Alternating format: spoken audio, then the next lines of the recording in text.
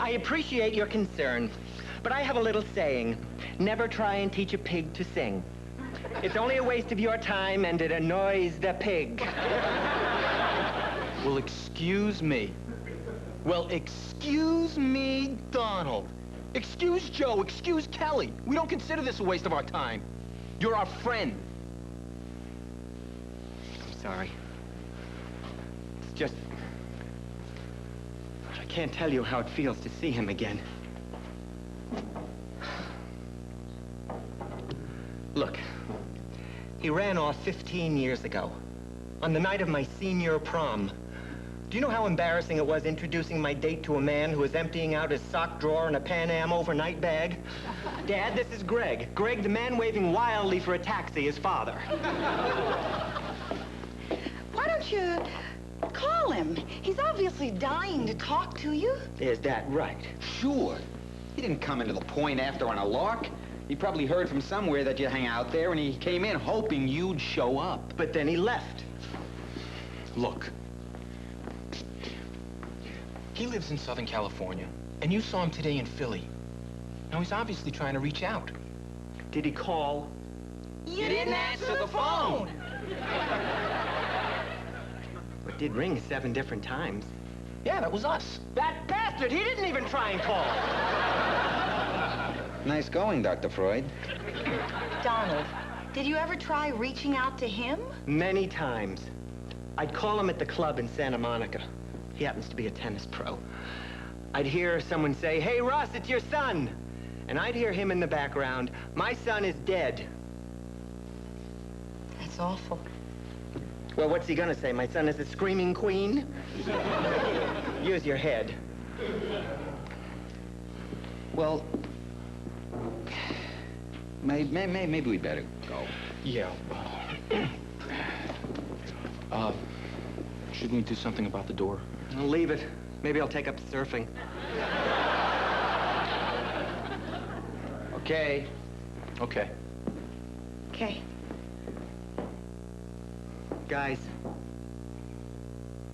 thanks.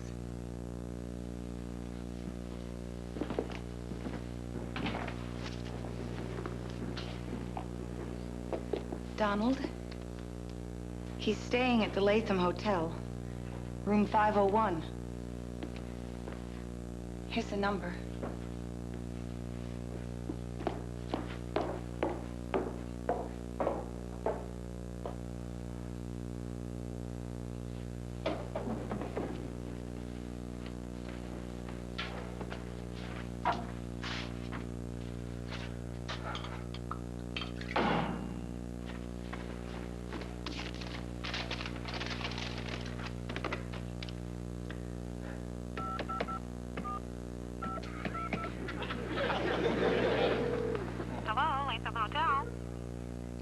Room 501, please.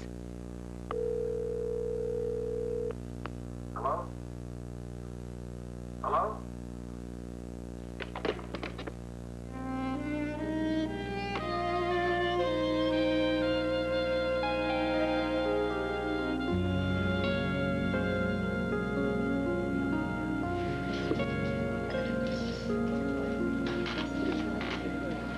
Hey, Joe. Hey, Russell, nice to see you. Anything wrong? Why should anything be wrong? When you asked me to come over, you said it was important. Well, yeah, it won't stop the world or anything like that. It's kind of important. Kelly wants to run away with me, is that it? Our eyes met, bang, she was a goner. Hey, it happens. Better go back to the hotel and pack. Russell. It's a joke. I can be ready in an hour. Joe, it's good to see you. Russell. Kidding. It's not Joe. Look, Russ, this is not my business. Oh, it's a shame. How many more payments you got on the place? Cliff. This is my brother, Cliff. Hi, Cliff. Hi. Cliff here is going to college, and he's on the baseball team. That's nice.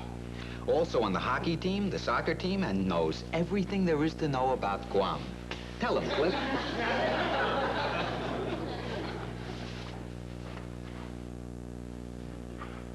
The bird of Guam is the fruit dove.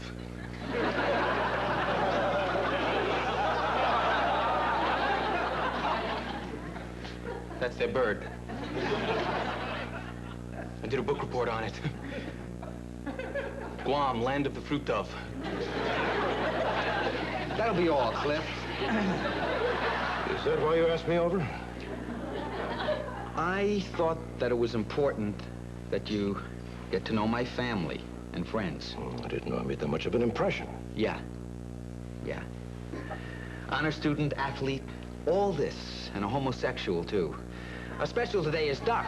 Goodbye, Joe. Now, wait a minute. Wait a damn minute here. You didn't come 3,000 miles just to shake my hand. I know why you're here, and I respect you for that. A lot. But if you walk out that door, my respect for you goes right into the toilet. Look, I'm sorry. I wanted to see him. And I didn't. I thought if I came by here and he was here, I could see him without making a commitment. You know what I'm saying? Yeah. You're not exactly father of the year. We have nothing in common. There's nothing left. How would you know? You have no idea who Donald Maltby is. You're gay, too? Yeah. And he and Donald have a lot in common. Both male, both smart, both gay, and they both love their fathers. I get off it, too. You came all the way from California. Won't you give him a chance? I came all the way from California to see a specialist. Tomorrow I go into Albert Einstein Clinic for an operation. I'll thank you all to stay the hell out of my life, okay? Just stay the hell out. A specialist? That sounds... Serious. That sounds very serious.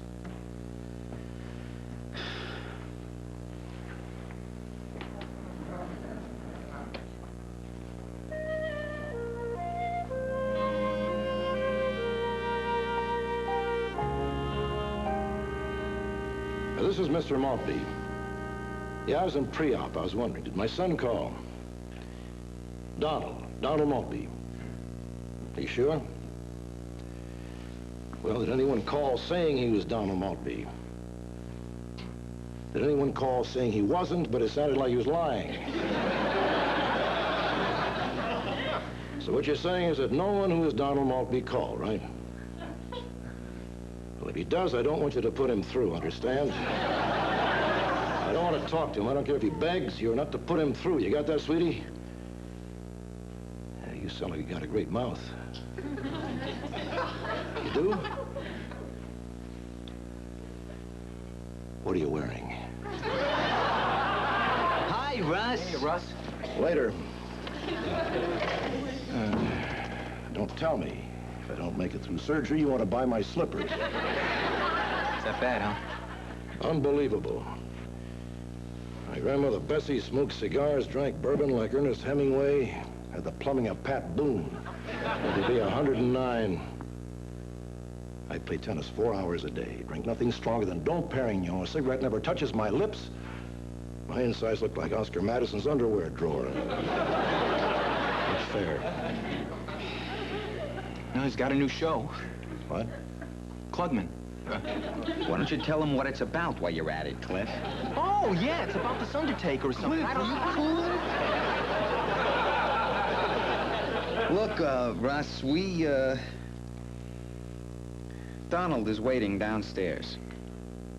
What is it with you guys? Look, we just figured if you saw each other... Can't you mind your own business? Who are you, 60 Minutes?